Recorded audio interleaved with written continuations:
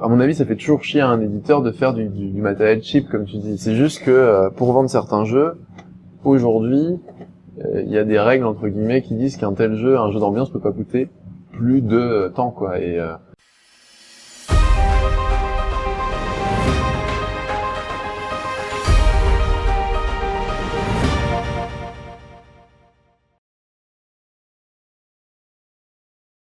Et puis en 2014, c'est Colt Express. Comment t'es venue l'idée du jeu, même si tu nous as déjà un peu...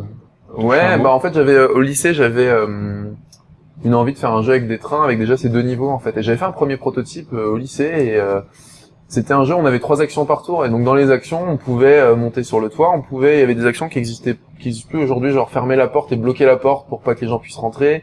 On pouvait se tirer dessus, donc finalement il y avait déjà cette notion là et puis cette map linéaire en fait, du coup, qui fait qu'on était obligé de se confronter à un moment. Donc au pire, si on veut éviter quelqu'un, on passe sur le toit quand lui il est en bas, mais il n'y a pas vraiment moyen de passer très loin des gens, quoi, de camper, quoi, entre guillemets. Et ça marchait bien, mais par contre, le fait qu'on avait 3 actions chacun, c'était vraiment, c'était un jeu calculatoire, quoi. Et typiquement, le thème, même si c'était le même que celui actuellement,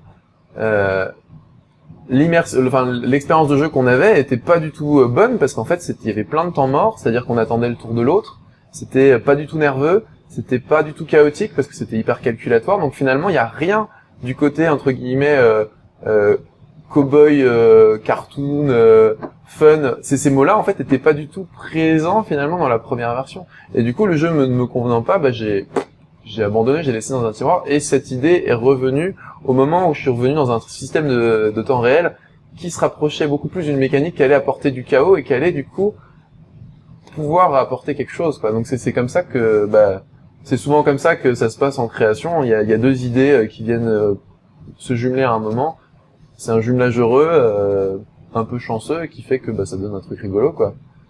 Et c'est comme ça que c'est né à la base. Donc tu nous parlais de ce mémoire sur les mécaniques de jeu en temps réel.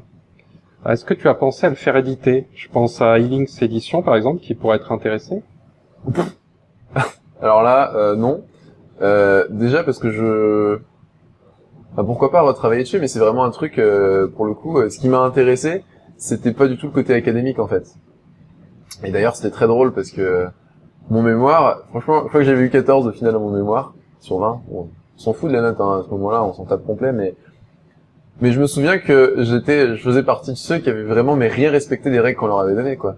Parce qu'en fait, en théorie, c'est censé être comme c'est l'université et que c'est un devoir, et que si tu veux poursuivre une démarche sociologique claire, clairement j'étais complètement à côté, quoi. Je disais ce que j'avais envie de dire au moment où j'avais envie de le dire, c'était pas bien structuré, parce qu'en fait le côté académique me saoulait complètement, et du coup je l'ai fait je l'ai fait à ma manière. Alors je suis pas passé complètement à côté de l'exercice parce que du coup j'ai quand même fait des parties de mon mémoire qui étaient chiantes comme il fallait. Ouais, c'était un truc, il faut des parties chiantes pour être un peu crédible.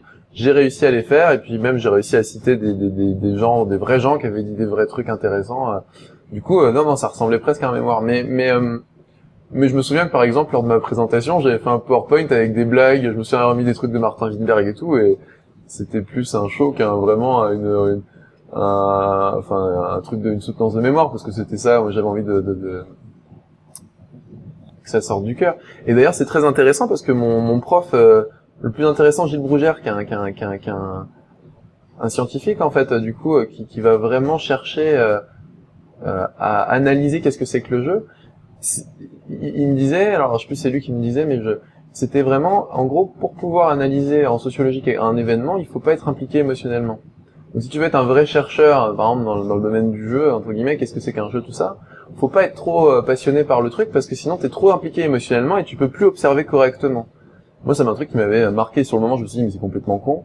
Et en fait, en y réfléchissant bien, c'est vrai que c'est difficile d'analyser quelque chose, une pratique, en étant soi-même déjà autant impliqué, en fait. Pour vraiment comprendre pourquoi les gens font ça et tout, quand ça paraît naturel, c'est plus la même chose. Et c'est pour ça que je suis convaincu que je n'ai pas du tout envie d'étudier le jeu en tant que chercheur, parce que ça m'intéresse pas du tout. Moi, c'est pas comme ça que je conçois ma vie, c'est les trucs que je fais, j'ai envie d'être vraiment à fond dedans. c'est vrai que je conçois pas trop ce genre de truc, mais c'était hyper intéressant. Du coup. Comment s'est passée la rencontre et la collaboration avec les ludonautes? Bah, alors la rencontre, c'était déjà plusieurs années avant, et on se rencontrait sur les festivals, et j'étais déjà allé chez eux, et c'est vrai que c'était une vraie amitié déjà à la base. Et moi, j'ai suivi pas mal de leurs protos, donc j'ai suivi notamment Yggdrasil. Alors Offrande pas vraiment, j'avais pas eu trop l'occasion de le tester, mais Yggdrasil, j'avais pas mal testé avec eux. J'avais pas mal testé Lewis et Clark aussi avec eux. J'avais essayé d'aider un peu dans le développement. Alors moi, généralement dans le développement, je suis pas forcément bon dans le sens où moi j'ai envie que ça corresponde à ce que j'ai envie du jeu, donc moi je donne plein de trucs. Non mais ça va pas, ça va pas, ça va pas. Après eux, ils prenaient ce qu'ils avaient envie et c'était très bien comme ça. Mais j'aurais pas pu développer le jeu entièrement, ça c'est impossible. Et ça d'ailleurs Cédric et Cécile sont très forts pour ça parce qu'ils arrivent vraiment à prendre des jeux et à amener l'auteur à faire ce qu'il y a de mieux avec le jeu. Et puis ce qui est sympa, c'est vraiment le travail avec eux est vraiment cool. Moi je sais qu'avec Cédric on faisait un Skype par semaine à peu près. On se donnait un rendez-vous à peu près une fois par semaine, ou plus si jamais on avait des idées qui popaient entre deux. Je sais que j'ai jamais eu beaucoup dans ma vie finalement de groupes de playtesters, comme peuvent l'avoir les auteurs professionnels. Moi j'ai jamais moi je sais que maintenant j'ai toujours pas vraiment beaucoup de tests de groupes associés. D'ailleurs ça me manque, j'aimerais bien. Et là à l'occurrence à l'époque du coup c'était surtout Cédric et Anne-Cécile qui testaient. Alors moi des fois avec mes potes aussi ça arrivait. Mais du coup finalement à chaque semaine ils me faisaient des retours de tests et puis ce qui les gênait dans le jeu. Et moi je faisais des propositions en fait plein de propositions en fait d'amélioration quoi. Et puis petit à petit comme ça on avançait. Parce que j'ai une mode de création assez où j'ai toujours 50 idées à la seconde, donc c'est pas un truc qui me dérange de balancer plein d'idées. Cédric lui est en plus un esprit analytique, lui il va pas forcément avoir 50 idées à la seconde, par contre il va savoir quelle est la bonne idée dans les 50 que t'as balancé quoi. Et du coup ça c'est super chouette parce qu'à deux ça marchait bien. Du coup il a dit oui ça marche, mais lui il a besoin de choses très concrètes. Tu peux pas lui balancer un rêve comme j'ai l'habitude de faire, tu peux lui dire ce serait trop cool que machin. Il va te dire oui, ça marche comment quoi. Et du coup, faut lui proposer ça marche comment? Faut lui proposer des trucs concrets. C'est ce que j'ai beaucoup de mal à faire, mais du coup, avec Cédric, c'était bien parce qu'il m'imposait, il m'obligeait à trouver des trucs concrets pour pouvoir communiquer avec lui. Sinon, on pouvait pas communiquer, quoi. Donc c'était, ça s'est toujours très bien passé. Les illustrations sont magnifiques. Est-ce qu'en tant qu'auteur, tu as eu un mot à dire dessus? Il se trouve que c'est moi c'est par une maladresse que on a réussi à trouver Jordi. C'est moi, en faisant mon proto, je trouve des illus sur Google et je suis tombé sur une illu de western de Jordi, qui était même pas illustré d'ailleurs, c'était un genre de sketch quoi. Enfin c'était très simple, mais ça me plaisait beaucoup l'ambiance.